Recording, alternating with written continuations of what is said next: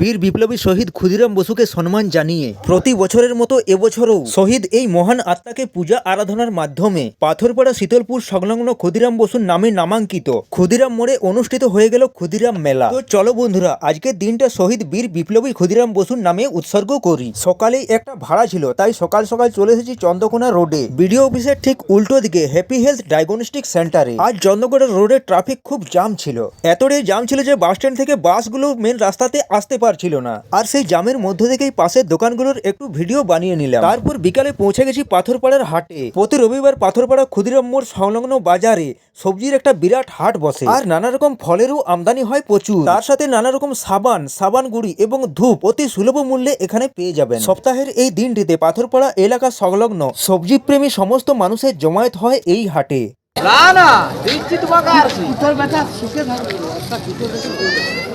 আর এই ক্ষুদিরাম মোড়েই শহীদ বীর বিপ্লবী ক্ষুদিরাম বসুকে সম্মান জানিয়ে অনুষ্ঠিত হচ্ছে ক্ষুদিরাম মেলা। তাই এলাকার মানুষজন ও দোকানপত্রে ভরে গেছে ক্ষুদিরাম মোড়। মনোহারী দোকান তো ছিলই, আর সেই দোকানেই ছিল ছোটদের খেলনা 9mm পিস্তল। আর গ্রাম বাংলার মেলা মানেই মেলার বিশেষ আকর্ষণ জিলিপি, তাই আমরাও জিলিপি খেয়ে মেলার আনন্দ উপভোগ করলাম। তার সাথে দেখে নিলাম জিলিপির প্যাঁচ। গরম গরম পাপড়ের সঙ্গে চাউমিন ডিম টোস্টে জমে উঠেছিল মেলা। কিন্তু সব থেকে ভিড় ছিল ফুচকার স্টলগুলিতে।